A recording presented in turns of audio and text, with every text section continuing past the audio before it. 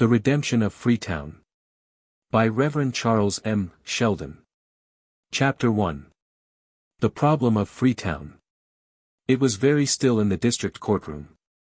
The jury had just brought in a verdict of guilty, and the judge was about to pronounce the sentence.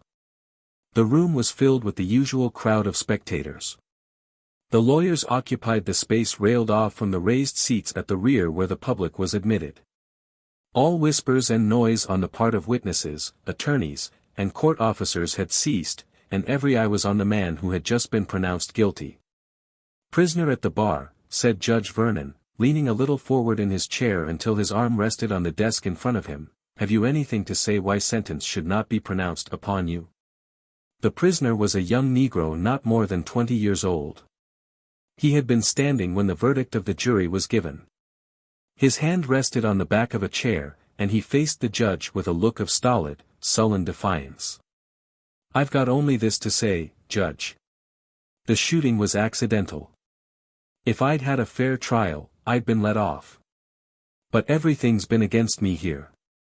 There was a pause while the man passed the back of his hand over his mouth and shifted his position nervously. Judge Vernon waited a moment. "Is that all you have to say?" "That's all, unless, I think I ought to have another trial." "I don't count this fair, Judge." "You have been fully and fairly tried," replied the judge firmly. Then, after a moment of silence, he continued, "Prisoner at the bar, I sentence you to the penitentiary for 20 years. Bailiff, remove the prisoner. Call the next case." The prisoner made a movement as if he intended to utter a word, but his lawyer behind him pulled him down into a seat. The bailiff came to the little gate of the railing and beckoned to the prisoner, who was led out. The machinery of the court went on, the next case was called, and the usual stir of the courtroom rose again, in sharp contrast with the moment's intense stillness that had just preceded. The evening of that same day, as Judge Vernon sat down to dinner in his residence up on the boulevard, his wife noticed an unusual seriousness in his face. She did not speak of it at once, however. "Where is Claude?" the judge asked, as his wife and 2 girls took their places at the table. They all remained standing, for the judge held to the custom which his father before him had observed, of waiting until every member of his family was present before sitting down to the table. "He was invited out to a card party at the Carltons," said Mrs. Vernon, slowly. The judge frowned, but said nothing. They all sat down, and Mrs. Vernon looked carefully across the table at her husband. It was then that she spoke of his look of care, greater, it seemed to her, than usual. "Have you had a trying day, John?" asked Mrs. Vernon, a little timidly. She did not often venture to question her husband about his duties as judge. "Yes," Judge Vernon answered, almost curtly. Then he looked across at his wife, and went on in a different tone. "The fact is, Eliza, the condition of affairs out at Freetown is getting desperate. Today I sentenced one of the boys from that district to 20 years for a shooting affray. That makes over 15 criminal cases from that neighborhood in 2 weeks. Crime and rowdyism of every description seem to be on the increase there." "Why don't you double up the sentences, Father?" asked one of the girls, a stylishly dressed young woman. Judge Vernon looked at her, and smiled slightly. "I'm afraid that doubling the sentences is not the cure for the crimes committed. In fact, Isabel, I am afraid that the heavier the sentence, the more the convicted criminals are regarded as heroes by their companions and so regard themselves. There ought to be some law to prevent the dreadful state of things in Freetown," said Winifred, the other girl, a little younger than her sister. "Claude was telling me the other day that the hardest, worst elements in the city are crowded into Freetown, and that it isn't safe to walk through it after midnight. Just think of it. Right near the best residence part of the city, too. I think there ought to be a law compelling those folks to sell out to the white people," continued Winifred, whose ideas of law were somewhat vague and general. "I'm afraid they are there to stay," said Judge Vernon, absently. He seemed to be brooding over something, and even the light-minded Isabel was afraid to interrupt her somewhat stern father when he looked that way. He did not speak for some time, and then, as the girls were talking over a theater party to be formed for an evening of that week, Judge Vernon suddenly asked again about his son. "Has Claude finished that writing I gave him to do?" he asked his wife. Mrs. Vernon looked down at the table, as she answered in a low voice, "He has not touched it yet." Judge Vernon looked angry. "Send him into the library when he comes in," he said. He rose abruptly, and went into a little room adjoining the library, used for a private reading room by himself. Isabel and Winifred looked at each other. The look said very plainly, "I'm glad I'm not in Claude's place." After supper Isabel went to the piano, and Winifred took up a book. Mrs. Vernon sat down to some fancy work. The evening passed on slowly. It was an unusual thing for the girls to be at home. They found it very stupid. At last they went up to their rooms, and Mrs. Vernon sat on by her beautiful lamp, apparently deeply interested in her work. But she was thinking of her son, and was not happy. Often she lifted her head to listen while the fingers ceased to be busy, and as often she dropped her head again and went on. The night was very still, and it seemed impossible that events were rapidly shaping which would before morning change the lives of more than one person in the city of Merton. The prisoner had been taken at once from the courtroom to the county jail. He had been put in the cage where a dozen other criminals were confined. He had at once gone to a corner, and remained there in sullen silence, refusing to talk with anyone. The day had drawn to its close. The lights in the corridors had been turned on, supper had been served, and most of the men who had been walking about in the cage had gone into their cells. The jailer suddenly came down a short flight of stone steps that led from the detention room, and, unlocking the cage door, called out, "Burke Williams." At first there was no answer. Then the figure of the Negro rose and came towards the door. "What do you want?" the prisoner asked in a surly voice. "Come out here," called the jailer, roughly. "And keep a civil tongue. You're wanted up in the detention room. Quick, now. Move along." The prisoner came out, and the jailer locked the door, and, taking out the keys, shoved the man along the short corridor towards the flight of steps.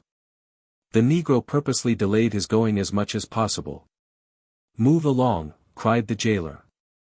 The prisoner pretended to stumble, and the jailer roughly caught hold of his arm and pulled him forward. At the same instant, as quick as lightning the prisoner seized the jailer, and with the exercise of all his young strength threw him heavily upon the floor. The jailer's head struck on the corner of the stone step, and he lay there stunned. With a rapidity that seemed impossible from his awkward movements before, the prisoner snatched the keys where the jailer had let them fall, and with one bound was up the stone steps and in the detention room. This opened from the jailer's office, and that had a door opening directly on the street. There was one man in the detention office, and he had risen and was near the door leading to the guard room. The prisoner saw in an instant that it was the attorney who had conducted his case. He had come to have an interview with reference to some part of the case relating to a motion for a new trial. In special cases prisoners were allowed to confer with visitors in the detention room. The Negro dashed through the room before the astonished attorney could stop him. The jailer's door was locked, but from the bunch of keys the prisoner chanced to choose the right one first. He thrust it into the lock, turned the bolt just as the bewildered lawyer rushed upon him, opened the door, shut it, and, bracing his excited strength upon it, locked it again. He was outdoors and for the moment free.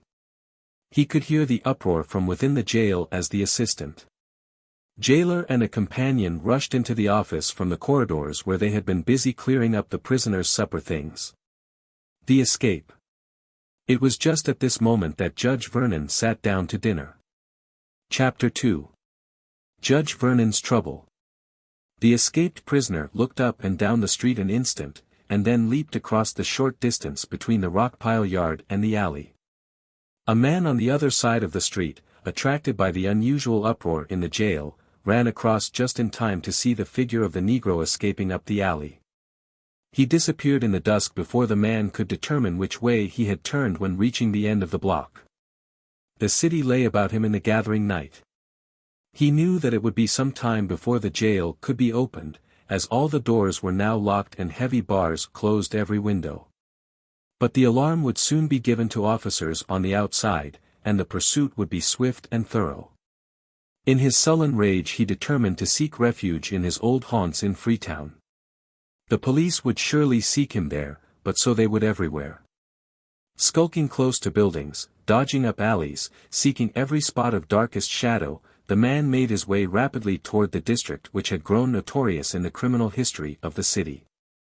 As he ran, his sinful heart beat alternately with anger at the justice that pursued him, and with coarse joy at his temporary escape from it. A little after 10 o'clock Judge Vernon came into the sitting room where his wife still sat with her fancy work. He walked back and forth several times without saying a word. At last he stopped and sat down by the table. "Eliza, what shall we do about Claude? He is simply making a wreck of his life the way he is living." "I know it." The mother's fingers trembled as she rested them on the work in her lap. "It was only yesterday that I learned of his drinking at these parties to which he goes so often.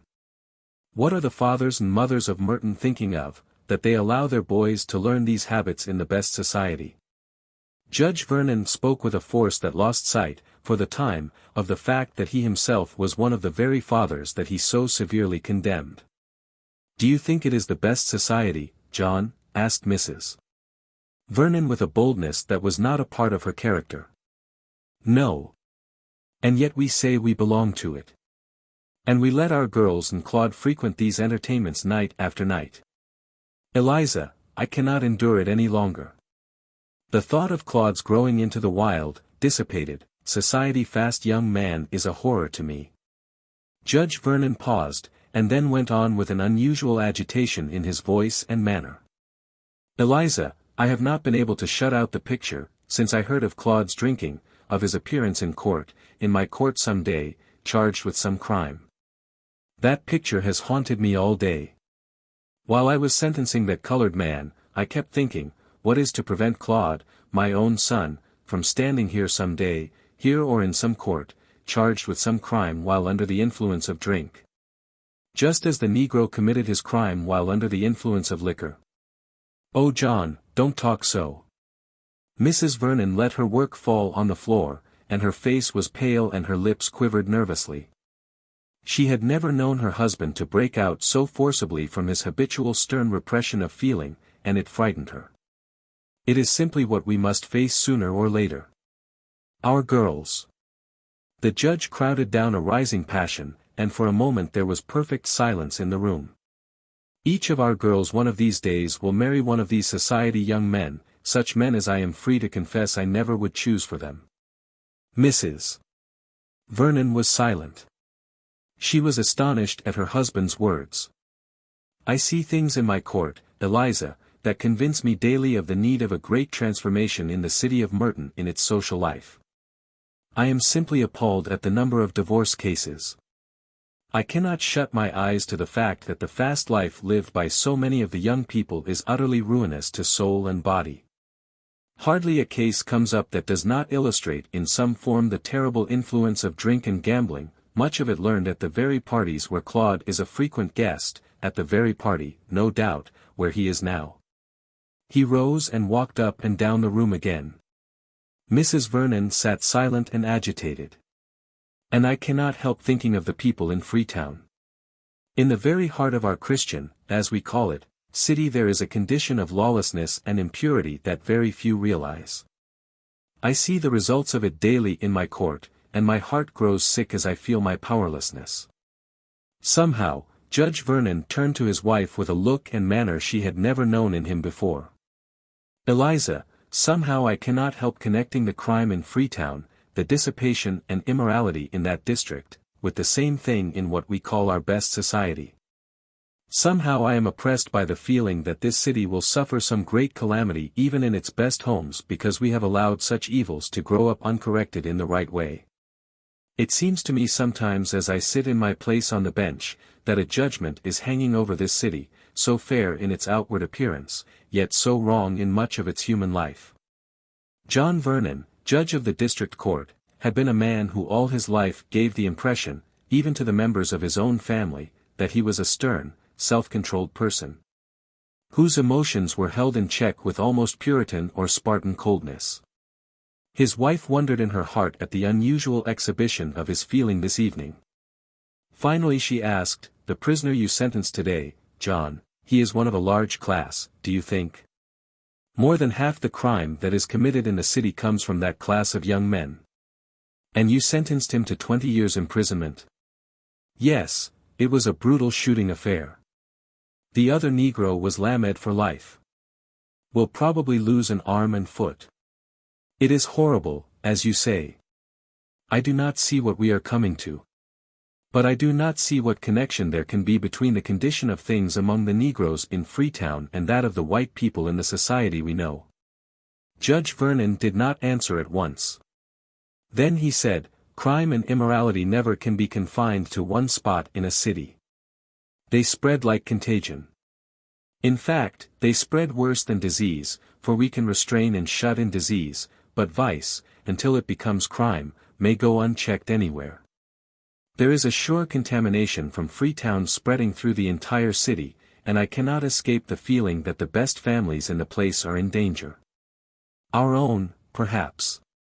And really, Eliza, when you consider the superior training and advantages of the white race, have we very much to boast of when our own young men and women grow up to be drunkards and gamblers and unloving husbands and wives?" He had risen again, and was nervously walking up and down. The clock struck the half-hour.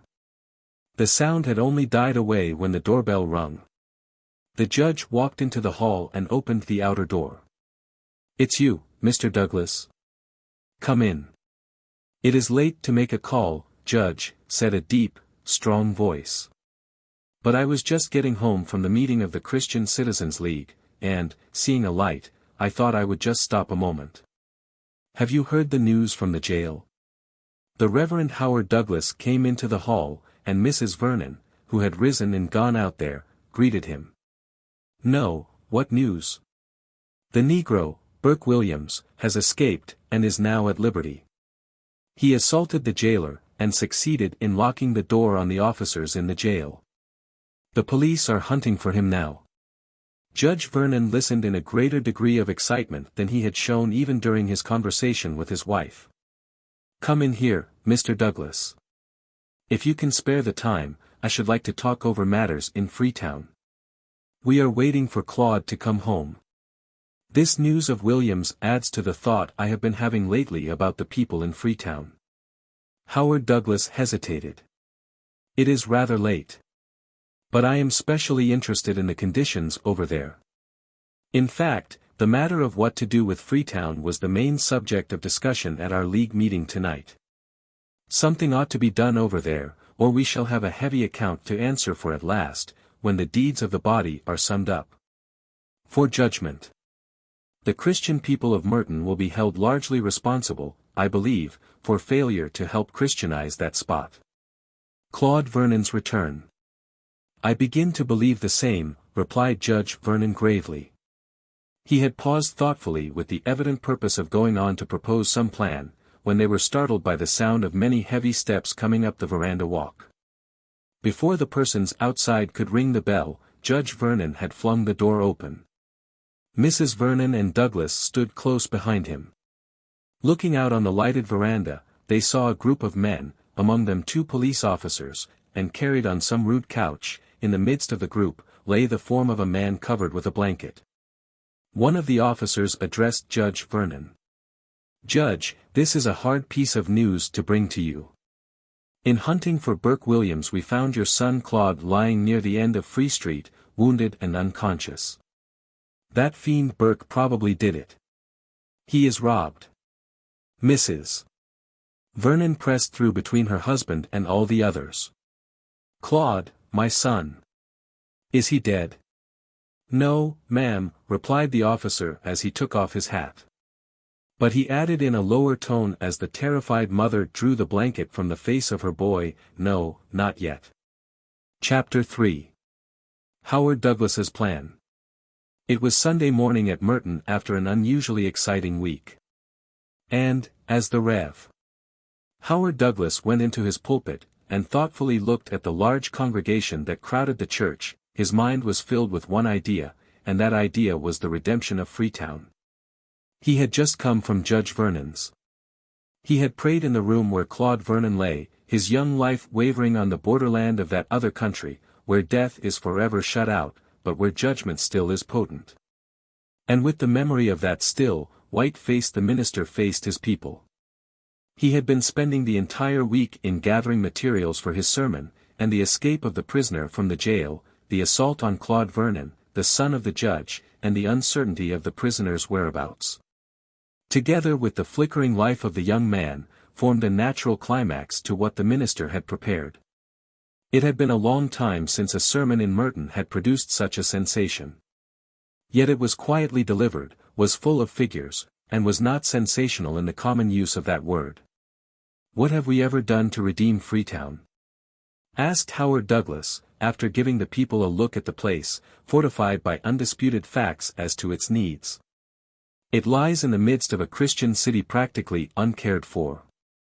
It is cursed and feared and criticized for the vice and crime that flow out of it. But how much have the Christian people of this town ever done to check or remove the source of that evil? How much money have we ever spent over there? How much time have we ever given from our receptions and parties and entertainments to teach Freetown the way to eternal life? I am unable to escape the burden of personal responsibility whenever I pass through this place. I believe the Judge of all the earth will condemn the Christian disciples of Merton in the last great day if they do not give up their endless round of pleasure-seeking and waste of God's wealth, and personally throw the strength of their lives into the solution of this problem. How shall we redeem Freetown? It is not an impossibility. It is not a vague dream of what may be. It is within the reach of actual facts. It can be redeemed. The place can be saved, even as a soul by itself can be saved by Jesus. But it is God's way to save men by means of other men. He does not save by means of angels, or in any way apart from the use of men as the means. What will you do to redeem Freetown? I have a plan. I want you to listen to it. He then rapidly sketched his plan. People all over the church leaned forward and listened excitedly. Here and their heads nodded in assent, but for the most part there was simply a fixed attention that did not at once show that it had reached the minister's conclusions. The sermon was over, the last hymn sung, the benediction pronounced, and people were going out of the church. As they went out, they were talking over the minister's plan for redeeming Freetown. "What do you think of it?" asked Deacon Culver of his neighbor, the Honorable William Brooks. Mr. Brooks was one of the most talented lawyers in Merton. "I think it is largely visionary. Mr. Douglas is enthusiastic and of an imaginative temperament. But he does not take everything into the account. I doubt if he can make his plan work. At the same time something ought to be done, don't you think?" asked the deacon, a little timidly, for he had a very great respect for his neighbor's great legal attainments. "Oh, no question about the need," replied Mr. Brooks somewhat impatiently. "But whether what Mr. Douglas proposes will do anything or not, is a question. Don't you think we ought to give it a trial, at least? It is better to try something than let matters continue as they are at present. We are none of us safe. What is to prevent your boy or mine from meeting the same experience as Claude Vernon? I hear that he was under the influence of liquor at the time he was assaulted. It is said he walked home through Freetown to save time, but that he would never have done it if he had been sober," said Mr. Brooks in a low tone. "I'm afraid it's true," replied Deacon Culver. "It looks a little as if we white people needed some plan to redeem us, don't you think, Brooks?" Mr. Brooks walked on for some time without answering. Then he turned toward the deacon, and said impressively, "Deacon, our social life here in Merton is in a dangerous condition. There is no use to hide the fact that we are in a serious case. Something ought to be done. I was talking with Judge Vernon last week, and to my great surprise I found that he believed as I do. He did not say much, but his few words showed plainly how deeply he felt about the matter." The deacon sighed. He had reason to feel anxious over his own boy who was just entering college. The two men walked on in silence. At last the deacon said, "Mr. Brooks, I shall give all I can to make Mr. Douglas's plan a success. I believe he is right when he says the best way to make Merton right, our own homes included, is to work for the redemption of Freetown. I never felt before today how closely all the sins of the world are bound together. I for one have done very little to make any part of the city what it ought to be." "If you say that, how much do you think I have ever done?" said Mr. Brooks with a short laugh. "At the same time, I cannot feel as you do about that plan. It is a remarkable plan in many ways, but I believe it will fail. I am willing to give something toward it, but I doubt very much if it ever amounts to anything." The two men parted, and each went into his home thinking seriously. The conversation was in one sense a good example of the way in which the congregation had received the minister's plan. Some opposed it. Some had no faith in it. Some were ready at once to give money to make the plan a success. Others thought it would be a sheer waste of time and expense. Still others, however, were so surprised at the proposed plan that they confessed to a need of more time to think it over. At Judge Vernon's that afternoon a remarkable scene was taking place. Claude still lay in his room, his condition unchanged. Judge Vernon, his wife, and the girls were in the next room. The doctor was talking with the family. "There is something mysterious about this assault on Claude," said the doctor. "The wound on his head was evidently caused by a blow from behind, but the contusion on his face might have been made by the blow of a fist directly in front of him.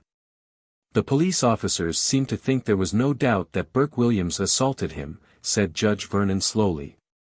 "They may be mistaken. They sometimes are." "Why, who else could have done it, doctor?" exclaimed Isabel excitedly. "We all know the colored people have done just such things repeatedly. They are simply awful. They ought to be punished. I for one believe they were a good deal better off in slavery. It's where they belong." "Isabel," said Mr. Vernon. "It's what I believe." "The miserable creatures. Of what use are they?" "I feel the same," cried Winifred. "I think every Negro in Freetown ought to be transported to Africa, so we could get Merton forever rid of them. There's no question in my mind that this wretch Williams is guilty, and, if Claude dies, he ought to be hung." Suddenly the family was startled by a voice from the room where Claude was lying. "Mother," he called. The doctor stepped into the room, followed by the rest. Claude still lay with his eyes closed. Mrs. Vernon went up and kneeled by him. He feebly moved one of his hands. His mother took it, and, bending her head over it, placed her lips upon it while her tears fell fast. "Do you know me, Claude?" "Yes." "Tell father and the rest, Burke Williams, Freetown." He seemed to choke for a word, and there was a moment of awful stillness in the room. They waited, but he seemed unable to speak, and lapsed into his previous condition of stupor, leaving them smitten into wonder and praying that he might be spared. "Do you think we had better rouse him, doctor?" the judge asked after a while. "It will do no harm. He was trying to tell us about the affair in Freetown." They tried to rouse him from his stupor, but failed. It was growing late in the afternoon. And, as the sun went down, they all waited and prayed. "Have you heard the news?" The evening service at Emmanuel Church was over, and the Rev. Howard Douglas was just going out of the church with his wife, talking with a small group of church members, as he went, about the plan to redeem Freetown. As they came out upon the steps, a man came walking up hastily. "Have you heard the news?" he called out. "They have caught Burke Williams. He was hiding in a barn up in Freetown."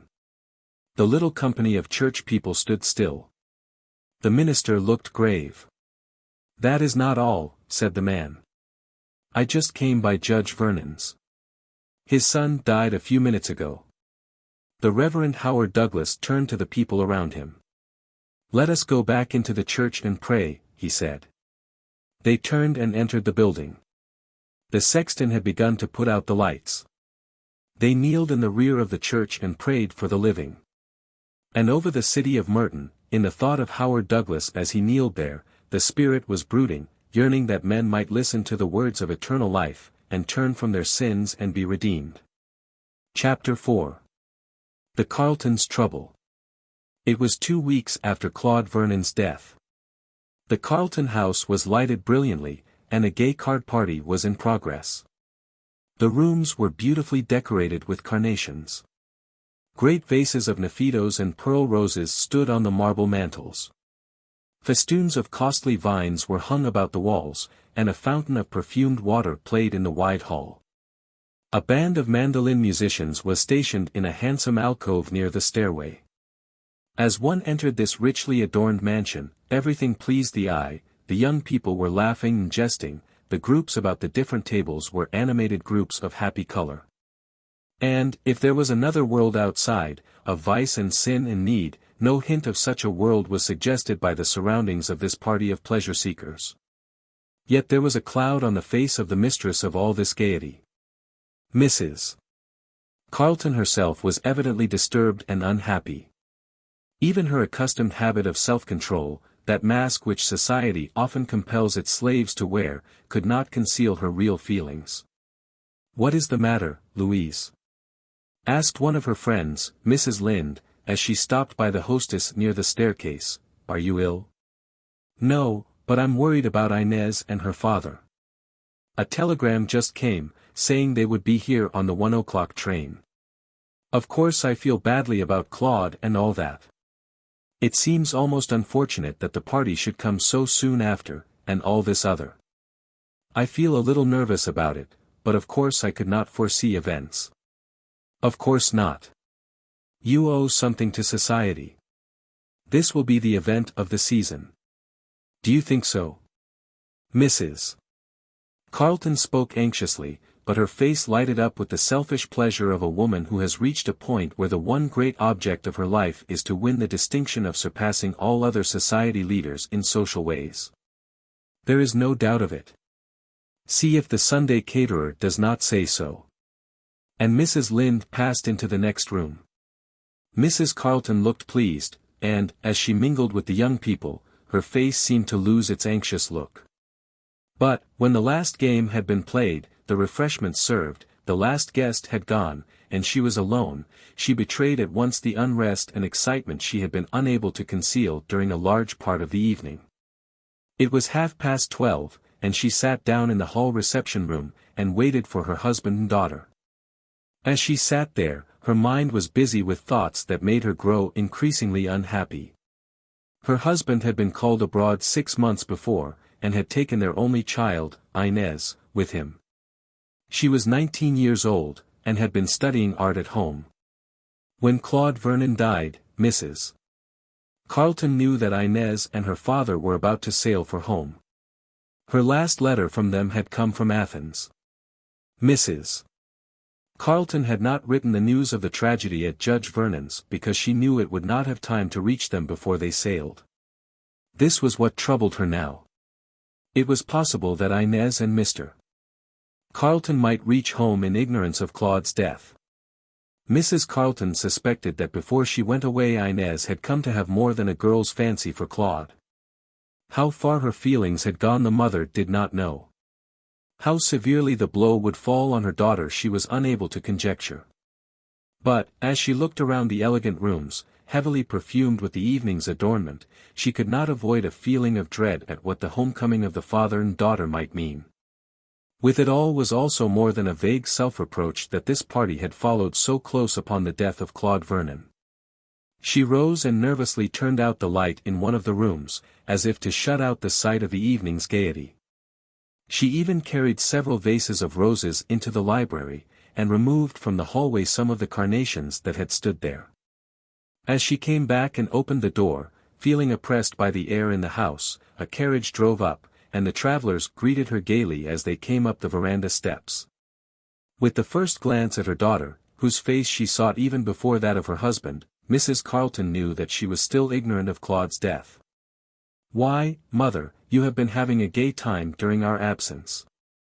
When the cat's away, the mice will play, isn't that so, father?" cried Inez, as she flung her arms about her mother, while Mr. Carlton said something with a laugh, and kissed his wife as she turned to him from her daughter's embrace. "I've been having a little company tonight," Mrs. Carlton answered slowly. "Just a few of our friends.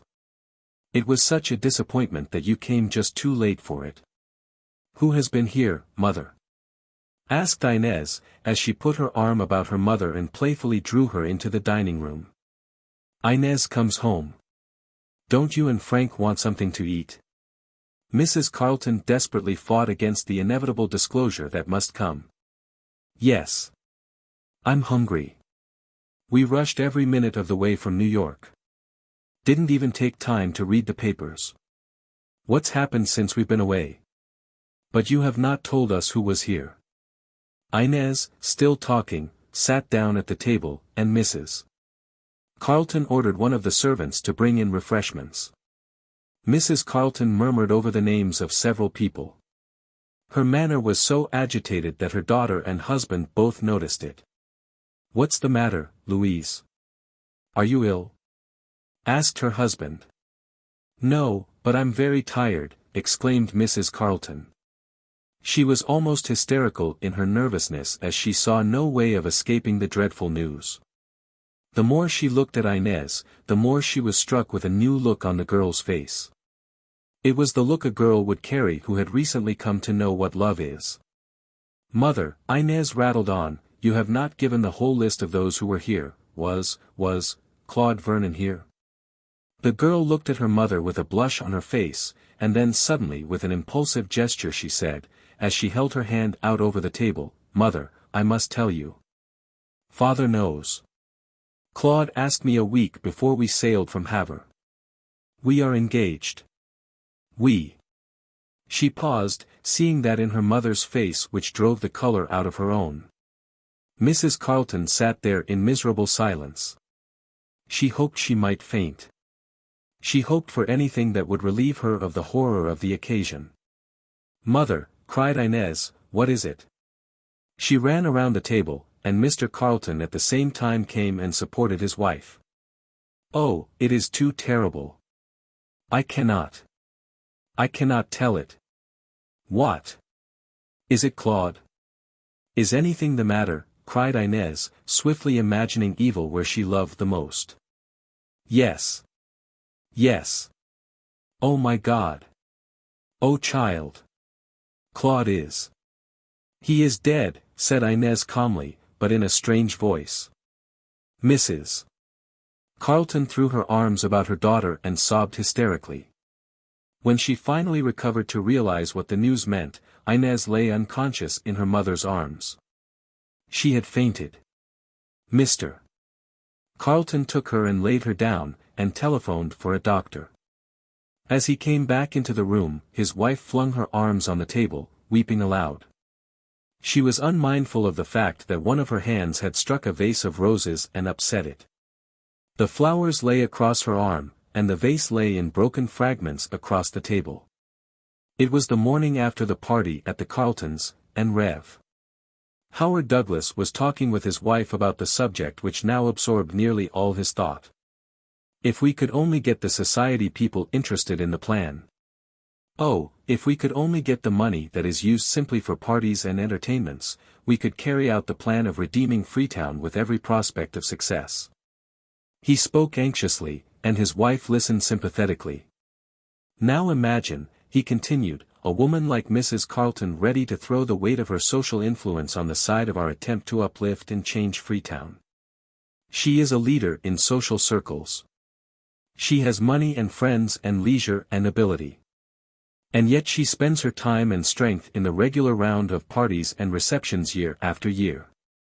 The money spent on her party last night might go a long way toward building the foundation of our social settlement hall. That's true, Mrs.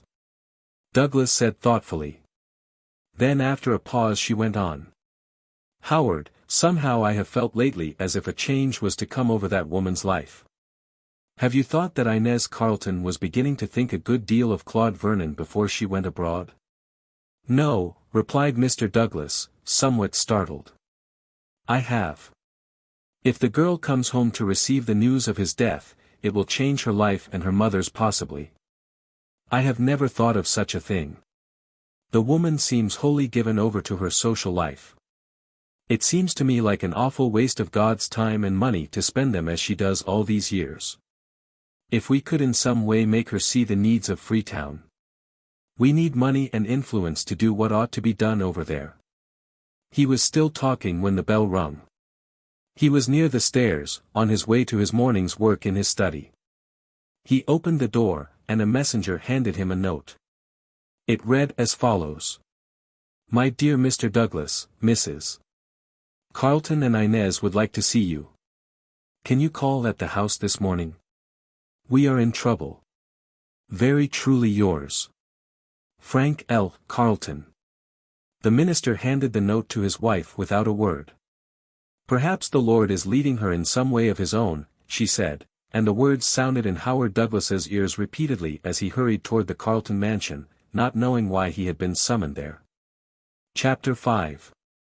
Callers at Mr. Douglas's. Have you heard the strange news? Asked Isabel Vernon of her sister Winifred several days after that night when Inez Carlton had fainted in her mother's arms. No. Don't make me guess, tell me, replied Winifred languidly. She was engaged in untying some knots in a skein of embroidery silk. Isabel had just come into the room. She looked strangely excited. Did you know that Claude was engaged to Inez while she was abroad? Winifred dropped her work on the floor. Her face trembled, and her whole manner showed excitement. I knew he cared a good deal for her. But not that way. He did. I have been to see Inez. But that is not the strange news I have to tell. Isabel showed the marks of the recent death of Claude. She trembled while she spoke, and her face was pale and drawn. Inez and her mother are going to help Mr. Douglas in his work in Freetown. What? Inez told me so this morning. She wants us to help her. There was a silence in the room. Winifred clasped her hands together, and her lips trembled with inward passion. Winifred and Isabel. Does she know that Claude was probably killed by that awful wretch in Freetown? I don't know. I suppose she has heard. I could not talk with her. Mrs. Carlton is not the same woman. It is all so horribly queer. I do not understand it. What do they intend to do? Asked Winifred vaguely. Oh, I don't know. They are going to help Mr. Douglas build that social settlement hall he talks so much about. I don't like to think of it. How did Inez look? Asked Winifred, after a little. Oh, I don't know. Don't ask me. The whole thing is dreadful. Do you think she cared very much for Claude? What do you think, when she is ready to work for the people that caused his death? Winifred shuddered and Isabel was silent. Neither of them could think or talk of Claude's death without a feeling of repulsion toward everything connected with the work in Freetown. That same evening Howard Douglas was going over the details of his plan with his wife. Now that Mrs. Carlton has offered to help, we can begin at once on the social settlement hall. It is like a story. Who would have thought that Mrs. Carlton would ever offer to do such a thing? Mr. Douglas thoughtfully spread some papers out over the table, and then wrote something before he spoke. Yes, it is simply a miracle of changes in her case and that of Miss Inez. Mrs. Carlton has offered to give $2,000 toward the building. I have suggested that she use her influence to get other society people in Merton to have a share in the work. In fact, the redemption of Freetown ought to be a part of the whole city's life.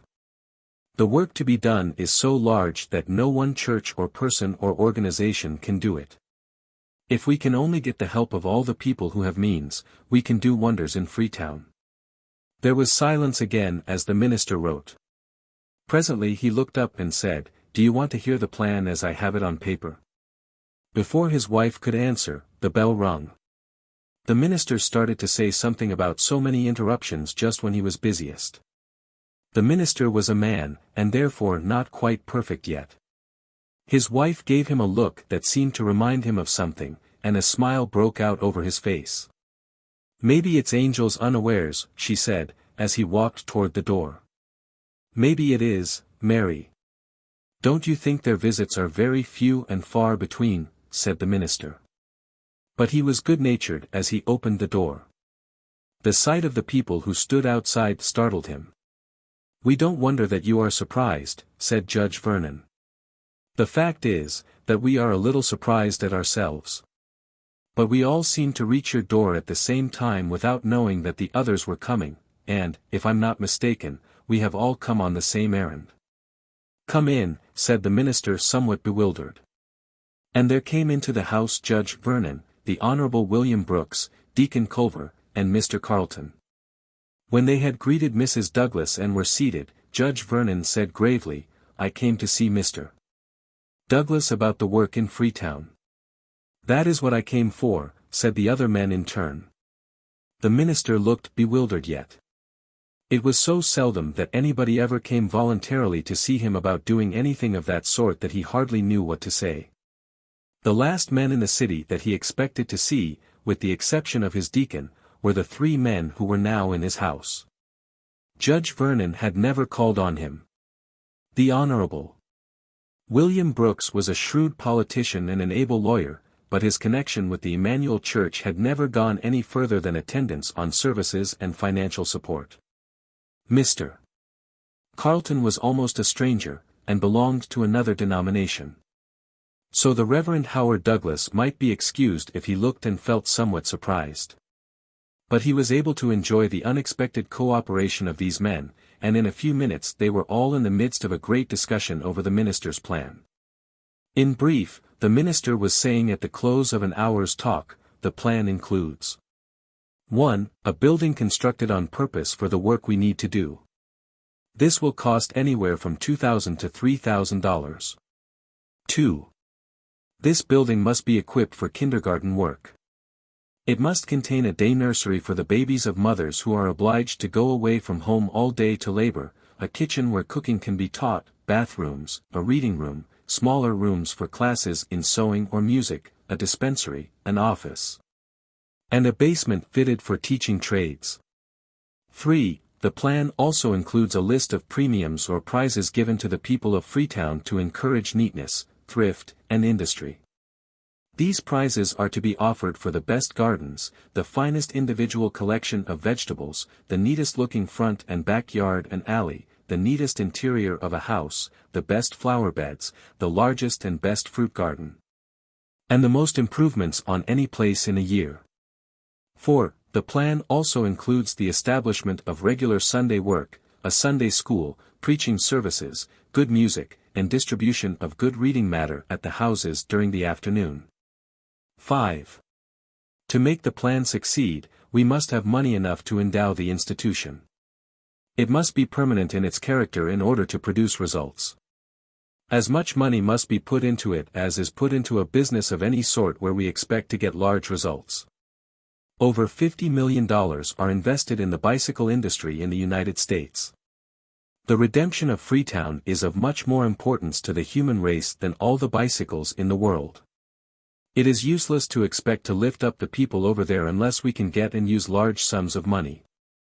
I have estimated that it will take from $2,000 to $3,000 a year to maintain the work in Freetown on a successful basis. 6. The last point in the plan is the most important. The minister paused in his reading, and looked around at the three men. They were all very much interested, and Judge Vernon and Mr. Carleton seemed to be specially excited. Mr. Douglas went on.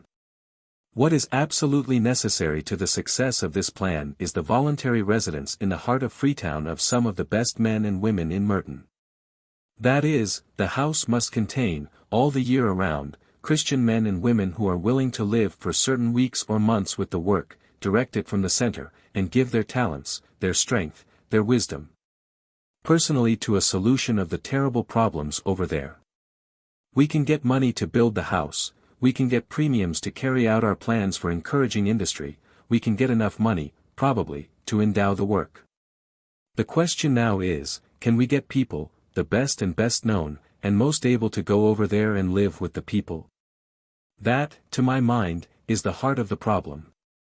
When the Christian world is willing to give itself to the redemption of the unchristian world, it will be redeemed. When Christian Merton is willing to give itself for unchristian Freetown, it will be redeemed. The question really is, how many of the best men and women are ready to go and live for a while in that house? Here in Merton are hundreds of men and women who spend night after night in parties, amusing themselves.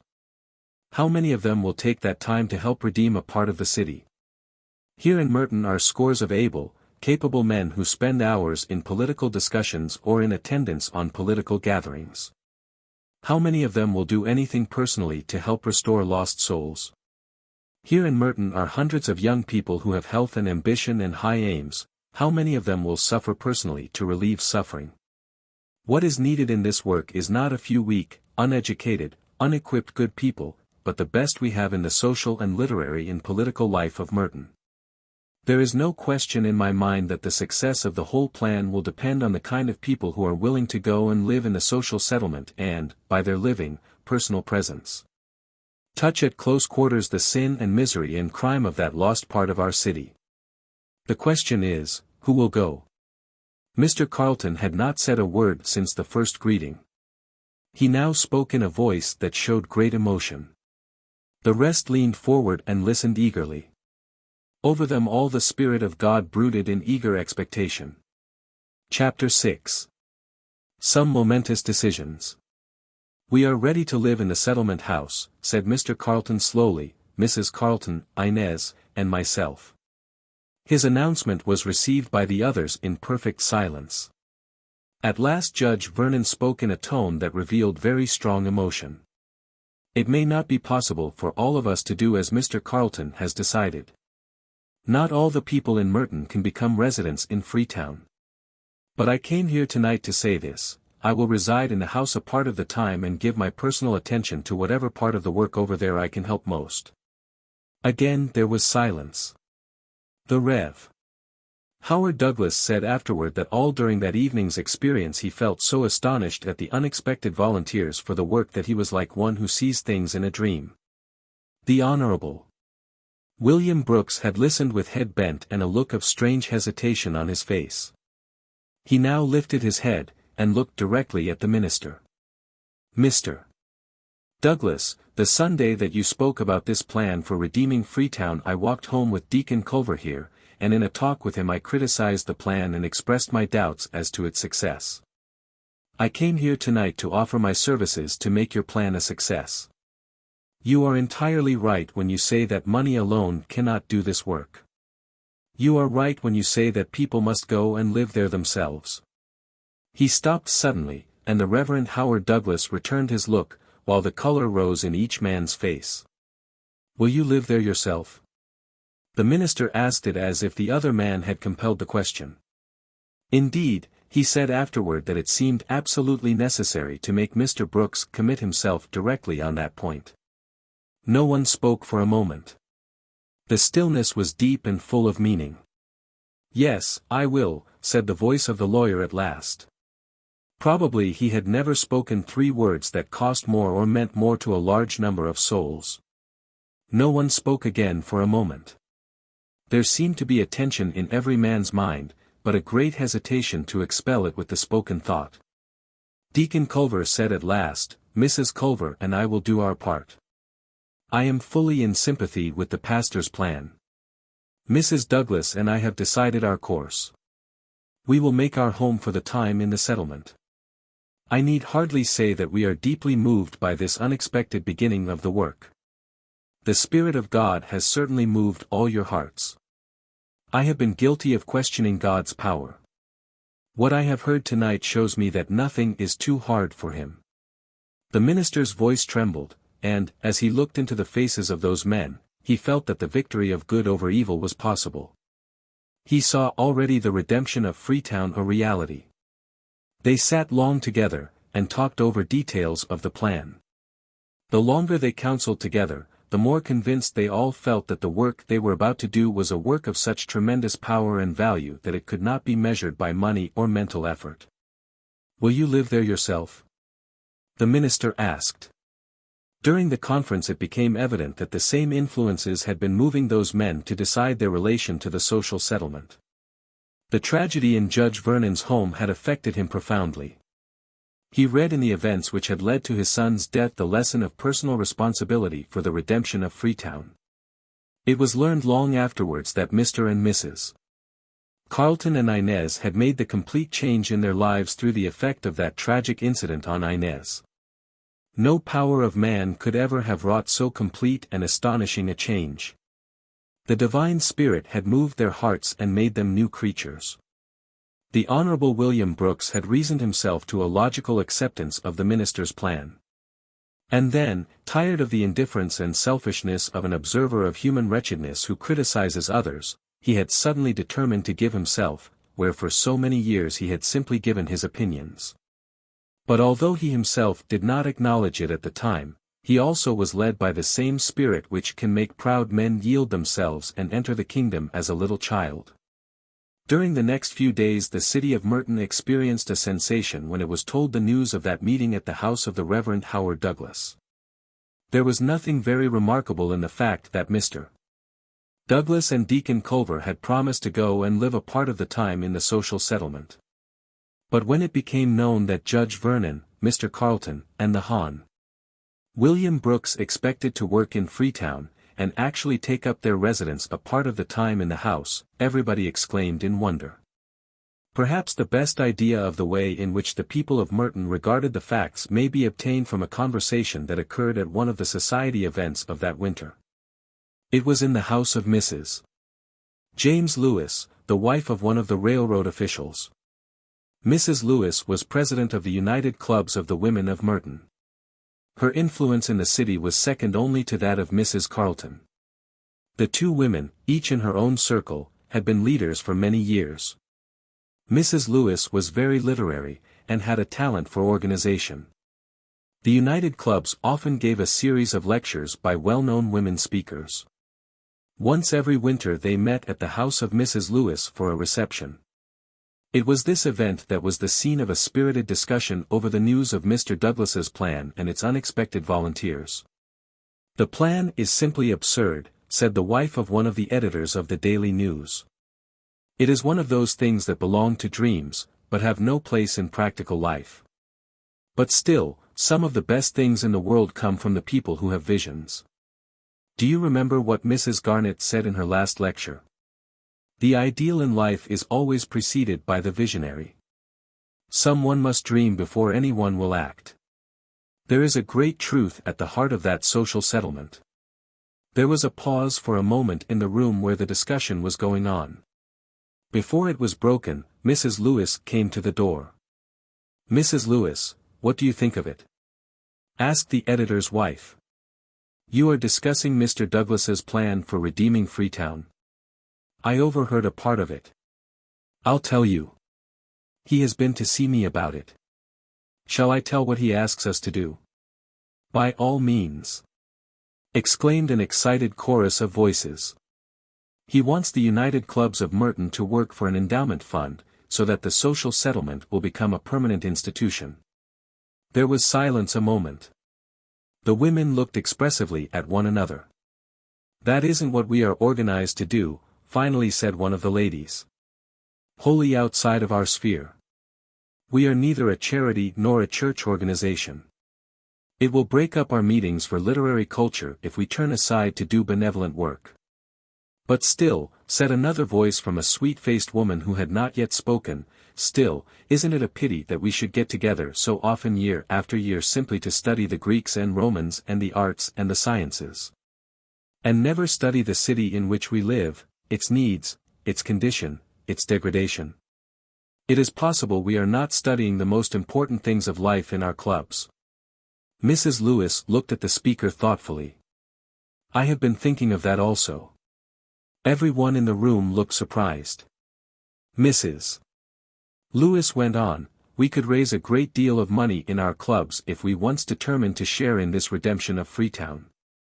We might change the name of our club to the United Missionary Society," said a sarcastic voice. "I beg to be excused, ladies, if you are going to take up Freetown and try to reform it. Look at Mrs. Carleton and Inez, said another. Isn't that a 7 days wonder? No greater than Mr. Brooks or Judge Vernon. The judge must be made of strange material. I was talking with Isabel. But, ladies, cried Mrs. Lewis, what do you think we ought to do about the matter of helping Mr. Douglas? What do you think? I am in favor of it. What have we ever done as a club for the real uplift of the city where it needs the most help? We have a membership in the United Clubs of nearly 1,000 members. If each of us gave $1, that would go a long way toward supporting the social settlement for a year. Again there was an expressive silence. There was assent on some faces, disapproval on others. Mrs. Lewis was about to go on, when she was suddenly called out of the room. The discussion continued after she was gone. It grew more animated throughout the afternoon and evening. The social settlement in Freetown became the one exciting theme of conversation. There was one large element that seemed ready to go with the president and pledge the United Clubs to the support of the work. There was another decided group of women who refused to entertain the idea of making such a radical change in the program of regular club life. When the reception was over and everyone had gone home, it was entirely uncertain whether Mrs. Lewis would be able to use her influence to persuade the United Clubs to take an active part in the work of redeeming Freetown. Mrs. Lewis sat very thoughtful in her house that evening. Several times she said to herself, "Oh, we ought. Surely we are not using our time and our strength to the highest advantage." But, after all, she was unable to tell whether her influence was strong enough to carry the majority of the clubs with her. Meanwhile, the prisoner Burke Williams had been awaiting in the county jail the carrying out of the sentence which condemned him to the penitentiary for 20 years. According to the common law in the case, he would be obliged to serve out the time for his first offense before being tried for the second. But various plans had been tried to surprise him into confessing the crime of Claude Vernon's murder, and he was detained in the county jail beyond the regular time. He was still in his cell, sullen and silent. The sheriff had at last made his plans to convey the prisoner to the state prison on the day when Judge Vernon was sitting in a case where another Negro from Freetown was under trial for a serious offense against the state. Judge Vernon sat there pale and stern. His emotions were conflicting. The man on trial again represented the lost part of the city, and every time he looked at his stolid, brutal face the judge saw the face of the other man, and pictured him on his way to his 20 years' confinement. Could such a spot as Freetown be redeemed? Was it possible to save such souls as these? The courtroom was crowded. The bailiff had just arisen to proclaim the opening of court. Suddenly, near the door, an unusual disturbance was noticeable. It grew in volume. All eyes were turned in that direction. Judge Vernon half rose from his seat. And the large audience, lawyers, officers, and spectators, seemed to feel as by a united wave of intelligence that something very remarkable had happened. Chapter 7. The Freetown settlement started. The confusion by the door of the courtroom increased. A word was passed from lip to lip. Faces grew pale. The word went out over the waiting spectators, and reached the bar and the county attorney. The attorney rose, and, lifting his arm, he solemnly said, while the confusion suddenly ceased, "Your Honor, Burke Williams's case has been called up to a higher court. He has committed suicide." Judge Vernon grasped the desk in front of him, and for a moment the courtroom swam before him in confusion. He recovered himself, but the excitement was so great and the tension on his emotions so strong that he was compelled to adjourn the court for the day. As he passed out of the room, the lawyers and spectators quietly made way for him. His recent experiences had given him an added dignity that all men respected. The prisoner had hung himself to one of the bars of his cell. He had left no confession. The mystery of Claude Vernon's death remained a mystery so far as any actual proof was obtained, and the prisoner himself had gone to meet the judge of all the earth, to be judged for the deeds done in the body. What that judgment is, only the last great day can disclose. The news of the suicide stirred the people of Merton deeply. Burke Williams's case has been called up to a higher court. The whole affair, together with Howard Douglas's plan and its reception by so many prominent people, called attention to Freetown as it had never been called during the history of the city. For several days it was the absorbing topic of conversation. People all over the city discussed the situation. One of the most interesting discussions was held by the Christian Endeavor Society of the Emmanuel Church a week after the suicide. It was a regular business session, and after the reports had been received, the president rose and said he wanted to present the case of Freetown to the society. Mr. Douglas will be here before we finish, but it seemed to me it would be a good thing if we could let him know something definite that we can pledge to do to help the work. Some of us have been talking over the work for several weeks, and I think we are ready to submit a line of suggestions which the society can follow out if it thinks best. I make a motion, said one of the members who was a college student and always wanted business to proceed in accordance with Cushing's Manual of Parliamentary Practice, that we pledge ourselves as a society to help in the work at Freetown in every way we can. We can discuss plans in detail before passing the motion. The motion was seconded by half a dozen eager voices. Now for suggestions, said the president. The chairman of the Christian Citizenship Committee rose. Our committee has held several meetings within the past month, and we have agreed that we might do some good work in the settlement house by having meetings to instruct the voters in Freetown along the line of municipal politics. We could have classes in the history of political movements, take up the city government, discuss the best plans for electing the best men, etc. This plan has already been tried in several social settlements with great success. Our committee pledges itself to help in this way. He sat down, and someone started a little applause. It swept through the room, and ceased only when the chairman of the Good Literature Committee rose. Our committee is ready to fit up the new reading room in the social settlement with magazines, papers, and books. Besides that, we believe we can carry good papers to the different houses in Freetown, and direct the reading by means of reading circles, especially in the winter. Our main object, however, will be to help make the new reading room attractive, and to serve as librarians or attendants different evenings during the week, if Mr. Douglas says that is the best way to serve. Any other suggestions? Asked the president, as no one spoke for a moment. The chairman of the Lookout Committee rose slowly. He was one of the oldest members of the society and a good worker, but talking was hard work for him. Several members of our committee think the cooking classes in Freetown are going to be very necessary. Referred to the other members of the committee, the rest of them are girls. He sat down amid applause. There were cries for one or two of the other members of the committee. It's true, said a tall, energetic-looking girl, as she rose and spoke very decidedly. It makes a great difference with the morals of people what they eat. And some of us girls think the best thing we could do to help in the social settlement will be to volunteer our services as cooks in the housekeeping department, and teach the colored girls over there the best ways, and help fit them for service. You needn't laugh, because some of us can cook. Our mothers have taught us how. And we are ready to do our share. She sat down amid a generous clapping of hands, and in the midst of it Mr. Douglas walked in. I think we are ready to hear from the pastor now, said the president, as Mr. Douglas sat down near him. No, go on, and let me know what you have been doing, said the minister. He looked tired, but his face brightened as he looked over the room and saw the faces of the young people. There was inspiration in the life there. The president gave an outline of the work suggested by the committees. It is only a beginning of what we can do, I'm sure, the president said in conclusion, but we want to be of use, and we are ready to learn.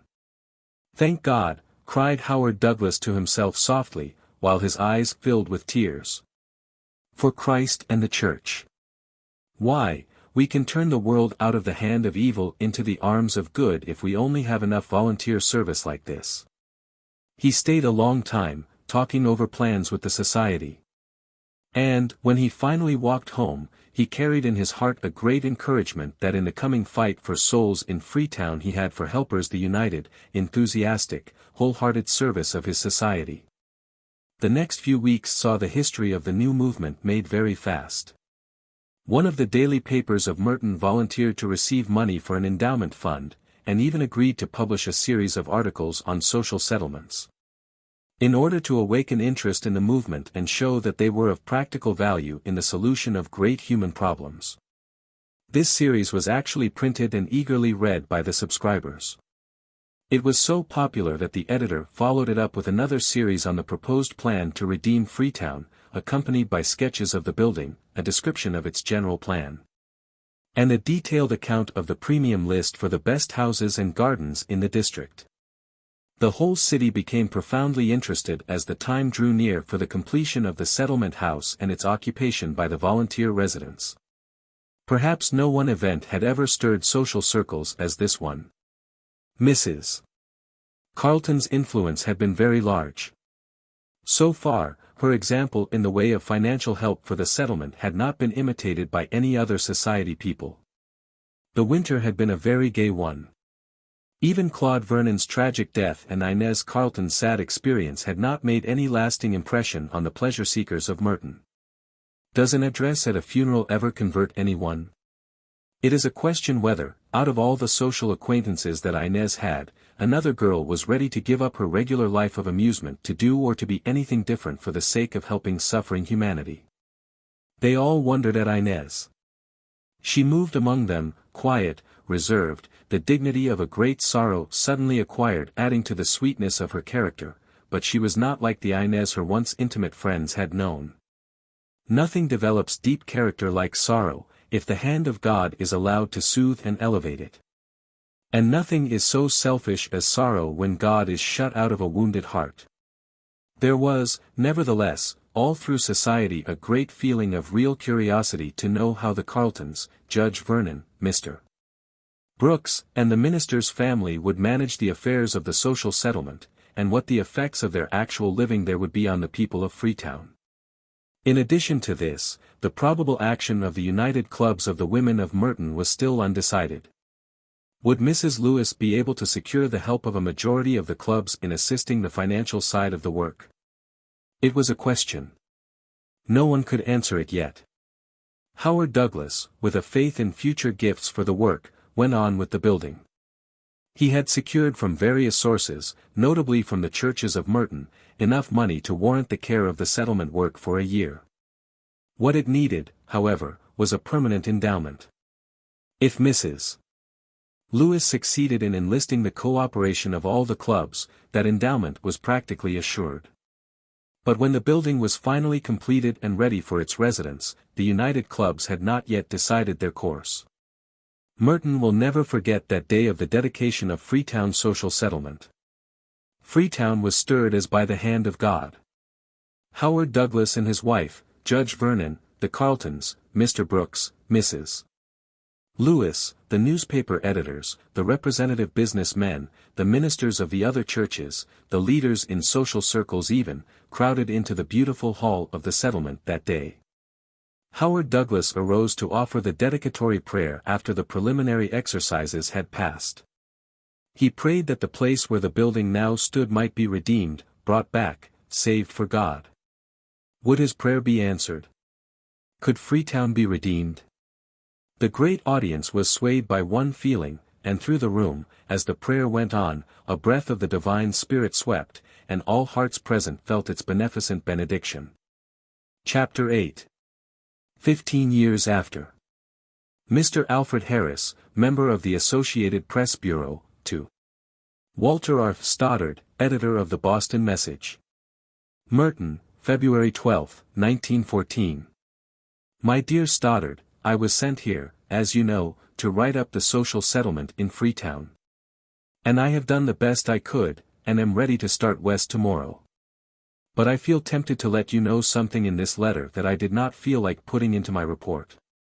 Merton is a city of about 50,000 people, a railroad center, and a place of good residence and business life. 15 years ago a district known as Freetown, settled by Negroes, had the reputation of being the source of more crime and social trouble than any other part of the city. The son of one of the district court judges was found one night unconscious, wounded, and robbed in this district. It was supposed at the time that he was assaulted by a criminal by the name of Williams, who committed suicide while in jail. This was afterward proved to be false. As I shall speak of this later on, I will not go into the details of it here. What I wanted to write about particularly was the personality of the social settlement work now finally established in Freetown. Rev. Howard Douglas and his church, the Emmanuel, proposed the building of a house in Freetown where some of the most prominent families in Merton agreed to live during all or part of the time. For the express purpose of redeeming the place from sin and fitting it up into a transformed human life. It is not exaggerating the facts to say that what was planned 15 years ago has been carried out with the most remarkable results. Let me tell you a little about them. First, there was the building itself, built largely by the gifts of Mrs. Carleton, who had been a social leader in Merton for many years. Her original gift was $3,000. She afterwards increased it to $5,000.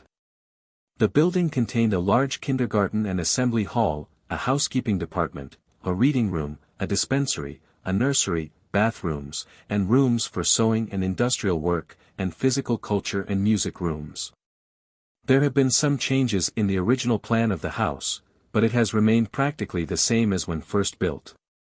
I ought not to forget the rooms provided for residents who take up their stay in the house on a cooperative plan that has so far worked very satisfactorily. You will be interested to know something about the work done in this house. The kindergarten has been, perhaps, the central force of the establishment. Nothing has been so valuable in lasting results. A volume might be written about it. No one in Merton any longer questions the value of the kindergarten in the redemption of Freetown. The housekeeping department has resulted in the increased number of faithful, competent cooks and servants who have been trained in the house. It is the common rule now, so I was told, for the graduates of the cooking and housekeeping classes in Freetown to be sought by the best families in the city. And these servants have even set the standard of prices for the best servants, and command higher wages than any other girls in Merton who go out to service. If the social settlement had not done anything else, it would be a great blessing to the housekeepers of Merton. It has helped to solve a large part of the servant girl problem in this city. The children's nursery has been a wonderful blessing to the mothers of Freetown. The mother who goes out to wash or work all day can leave her baby at the settlement and go off, knowing it will be cared for even better than the mother herself could do it. Formerly, many a child was shut up in a cabin with other children only a little older, or turned out into the street to play, and it was a wonder that more of them did not die. As it was, many babies used to grow up miserably neglected, and suffering was common and harmful. I did not mean to describe so particularly the details of the work done by the settlement, but I have been so astonished by what I have seen that I do not know where to stop when I once begin to write. I must mention one regular feature of the Freetown work, that is, the premium list for physical improvement of the place. Premiums are offered every year for the best gardens, best-looking yard, finest flower beds, neatest interior of cabin, most fruit on a place, most improvements during the season, etc. You would be astonished to see what has been done along this line. Unsightly yards, dirty alleys, shiftless cabins, are a thing of the past. One of the prettiest parts of Merton is Freetown. The parks in front of the houses are arranged in original designs of flowers, the yards are ablaze with roses. And shade trees, fruit trees, vines, and lawns have so transformed the district that it is a favorite drive for Merton people to pass through Freetown. All this may seem impossible, but I believe you will see how it is within the reach of human effort when I tell you a little more about how it has all been secured. In the first place, some of the most prominent people in Merton have actually lived in this settlement house, and have given their time and their strength and their brains to the actual redemption of the place. For instance, there is Judge Vernon, whose son I mentioned. He has been a resident a part of the time. It had been his custom once a year, before the settlement house was built, to go off with 2 or 3 old college classmates on a month's hunt or camping expedition. He has frequently, in past years, given that amount of time to residents in the settlement. He told me that his service there had proved as full of recreation and stimulus as any of his previous vacations. He is a man of great influence, and his example has been a wonderful one for other men in Merton. By the way, I meant to tell you that it was found several years after his son's death that the Negro, Williams, who it was supposed was the cause of it, was innocent. A confession made by one of Claude Vernon's social acquaintances disclosed the fact that on the way home that night he had quarreled with another companion, while both were under the influence of liquor. And blows were exchanged with fatal results to Judge Vernon's son. His companion shielded himself behind the bad reputation of the Negro, and revealed the facts only on his own deathbed. I mention this because it had a good deal to do with the change in public opinion towards Freetown on the part of many families, notably the judge's own.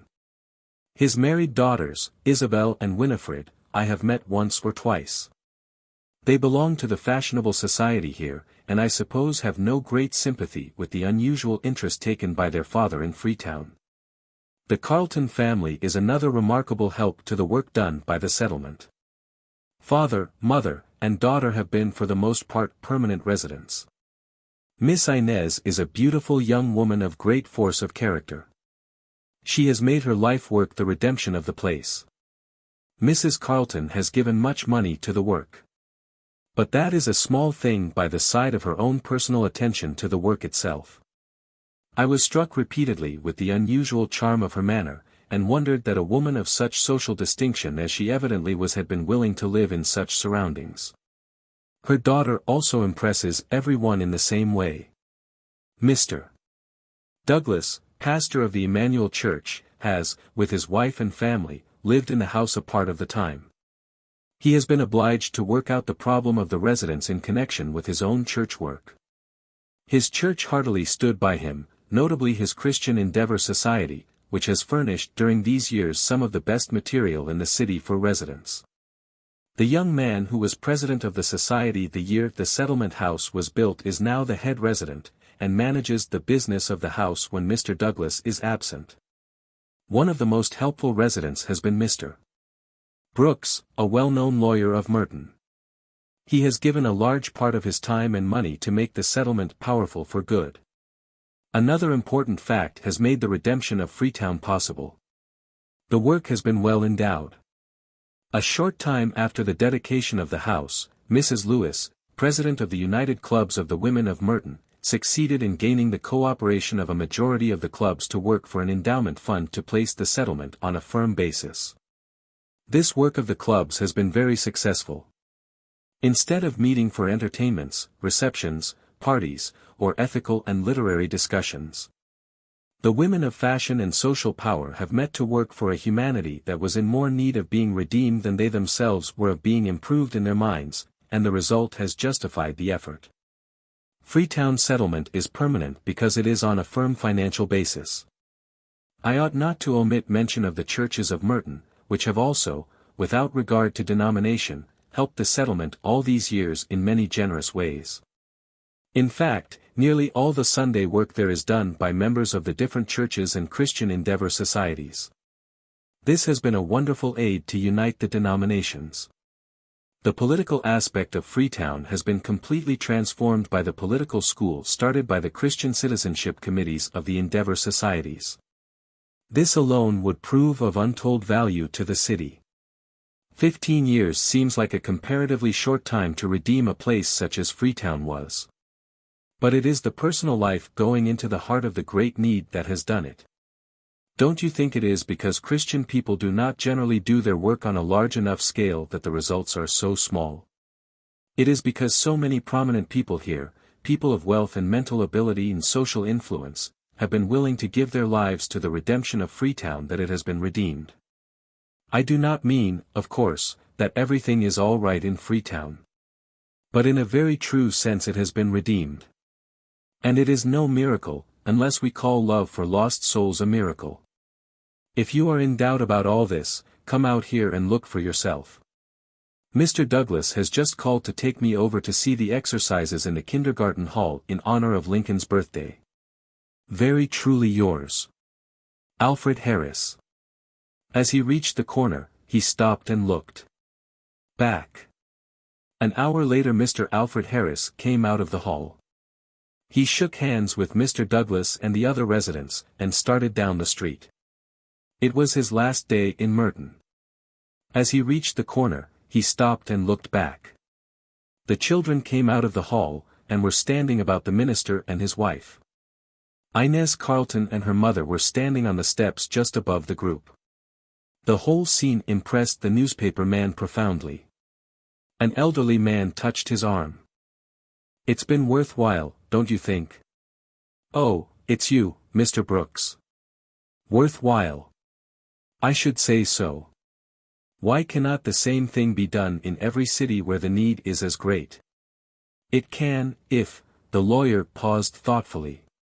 "If," said Mr. Alfred Harris, looking gravely at the lawyer. "If the world will give itself to redeem itself." He went on toward the settlement, and the other man went his way with his head bent in reverie. Somehow he seemed to hear the words borne to him from the settlement, and the word became flesh, and dwelt among us. Ah, yes. Shall the world ever be redeemed in any other way?